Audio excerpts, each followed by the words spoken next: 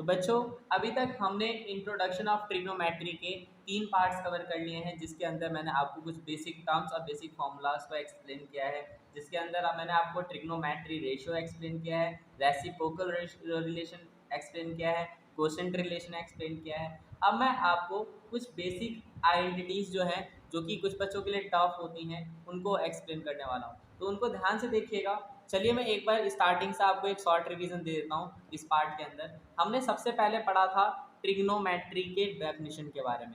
तो ट्रिग्नोमेट्री क्या था ये हमने एक्सप्लेन किया था। तो मैं इधर आपको लिख देता हूँ ट्रिग्नोमेट्री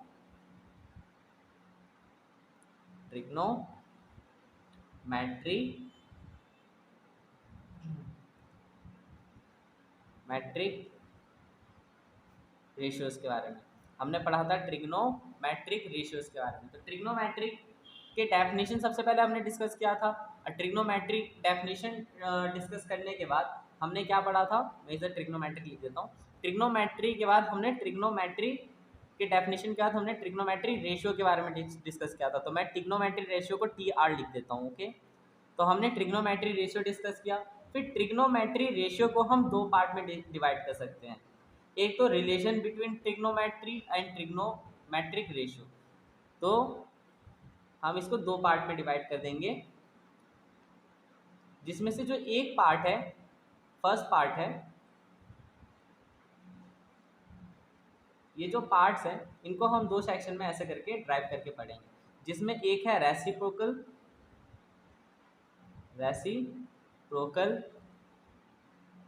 रिलेशन, जो कि अभी हमने प्रीवियस वीडियो में किया है, रेसिप्रोकल रिलेशन। और एक हमने किया है अभी अभी quotient relation, TIENT, quotient relation. Okay, quotient relation. और अभी जो हम पढ़ने जा रहे हैं, अभी हम इस वाले पार्ट में 3 पार्ट्स और पढ़ने वाले हैं। 3 पार्ट में जो सबसे पहला पार्ट आप पढ़ेंगे उसे हम ट्रिग्नोमेट्रिक आइडेंटिटीज़ कहने वाले हैं।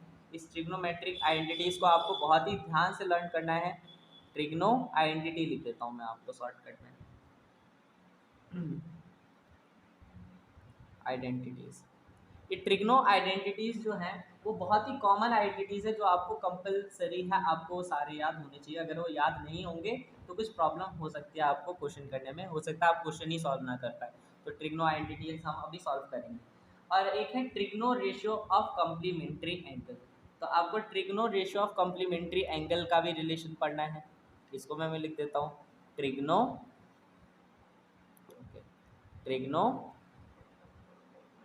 Ratio of ratios of complementary angle. तो कम्प्लीमेंट्री एंगल दोस्तों आप जानते होंगे क्या होता है, कम्प्लीमेंट्री एंगल। तो कम्प्लीमेंट्री एंगल ऐसे एंगल होते हैं जिनका सम कितना होता है, 90 होता है। तो कम्प्लीमेंट्री एंगल्स ऐसे एंगल होते हैं जिनका सम क्या होता है, 90 होता है। तो trigno ratio of complementary angle इसी वीडियो में हम इस पार्ट को भी कवर करेंगे। और जो थर्ड पार्ट जो है, उस थर्ड पार्ट को तो सबसे ज़्यादा बच्चे सिरदर्द मानते हैं, जिसके अंदर हम वैल्यूज ऑफ ट्रिग्नोमेट्री पढ़ेंगे कुछ स्टैंडर्ड एंगल्स के साथ। कुछ स्टैंडर्ड एंगल्स के बारे में हम पढ़ने वाले हैं, स्टैंडर्ड एंगल्स। तो ये जो स्टैंडर्ड एंगल्स है, एक बॉक्स आपको बनाया जाएगा, उस बॉक्स के अंदर कई सारे थीटाज होंगे, उस थीटाज के नीचे कई सारे रेशियोज लिखे होंगे, sine theta, cos theta, tan theta, sec theta, ऐसे रेशियोज होंगे। इधर 0 होगा, 30 होगा, 45, 60, 90, कुछ ऐसे एंगल्स होंगे। वो बॉक्स का मैं एक बहुत ही सिंपल ट्रिक बताने वाला हूँ। अगर वो ट्रिक आप फॉलो कर लेंगे तो आपको बॉक्स बहुत ही सिंपल तरीके से याद हो जाएगा। ओके, तो देखिए मैं आपको एक स्टार्टिंग और देता हूँ। हमने फर्स्ट वीडियो जो था उसमें हमने ट्रिग्नोमेट्री किया है और ट्रिग्नोमेट्री रेशियोज किए हैं। सेकेंड पार्ट जो था उसके अंदर हमने ट्रिग्नोमेट्री रेशियो को और डिटेल में और विद एग्जांपल किया है। थर्ड पार्ट जो वीडियो का रहा है उसके अंदर हमने reciprocal relation and quotient relation किया है। और ये जो पार्ट रहने वाला है, इस पार्ट के अंदर हम ये सभी सेक्शंस को कवर करेंगे। ये जो पार्ट 4 रहने वाला है, इस पार्ट 4 के अंदर हम इन सभी सेक्शंस को कवर करेंगे। तो चलिए एक एक करके इन सभी सेक्शंस को हम क्लियर कर लेते हैं। तो इसके लिए मैं नेक्स्ट पेज ओपन कर लेता हूँ। तो बच्चों सबसे पहला जो सेक्शन अभी हमें करना है, अगर आपने नोट कर लिया होगा तो उसके अकॉर्डिंग ट्रिग्नोमेट्री आइडेंटिटीज़ है। तो मैं इसे शॉर्ट में लिख लेता हूँ, ट्रिग्नो आइडेंटिटीज।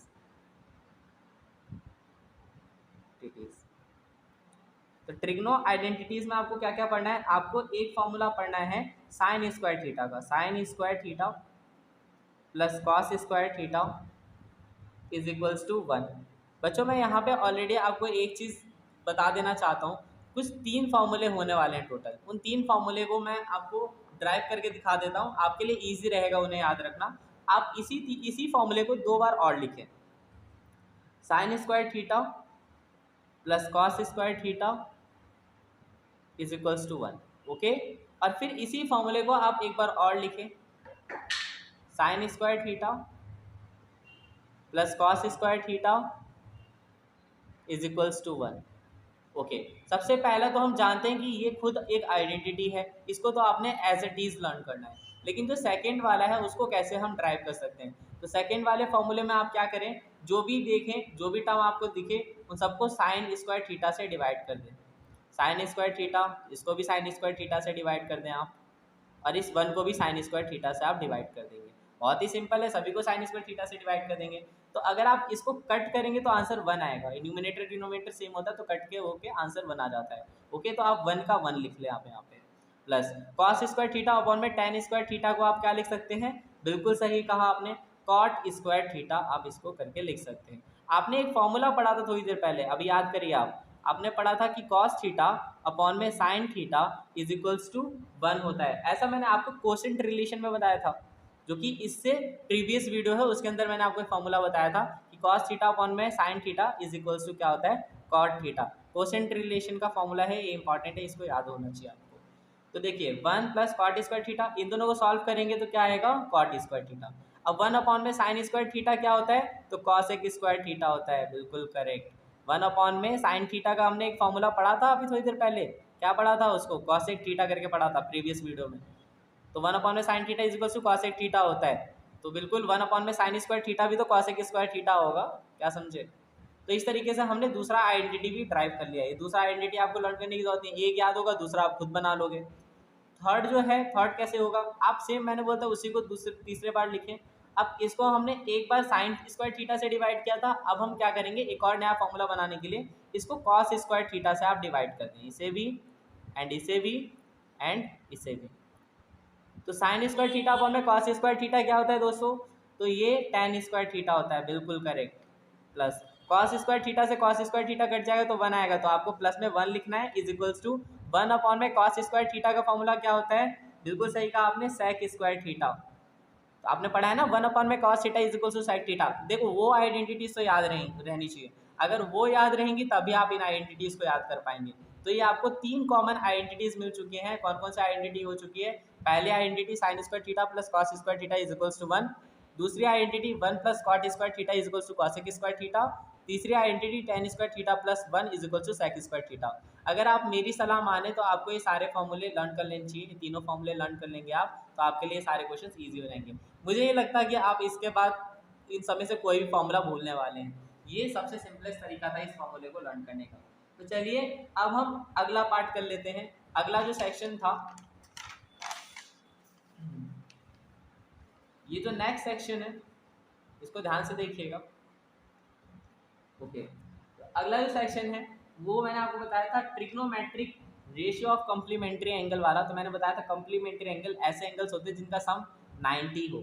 तो ये 90 से रिलेटेड एक फॉर्मूले हैं कुछ।